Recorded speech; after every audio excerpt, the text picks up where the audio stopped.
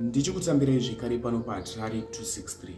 Muri yeZimbabwe muno muna 2024 tiri kureceiva maSad News, tiri kureceiva nyaya dzisinganzwisisike. Tinokumbira kuti zvatinofuka kucomment section pamusoro penyaya ndauya nezvava muzora nhasi. Chikoti rest in peace kune uyo atisiya. Zora murugare tanga sina tarisiro izvi, tanga singazvifungira kuti hama yedu ichatisiya after yatravela ichienda kwaMurumbidzi. Nyaya ndauya nezvava muzora nhasi inyaya yaitika kwaMurumbidzi.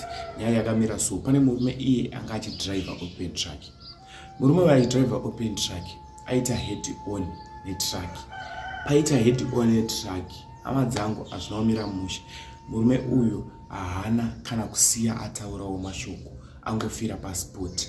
Iye anga ari muopen truck. Chingonyora mucomment section rest in peace. Veukama ndava chimene tariro.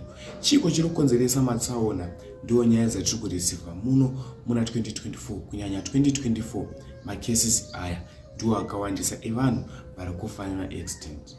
Piki ndora muri kuona pascreen, nokuda pascreen mota kuita kufonyoka. Zvinosirisa, zvinorwadza zvikuru. Vanhu vanenge vakamirirawo munhu vachiti ari kusvika kumba, asi munhu anofira passport mushure mekunge aita tsaona.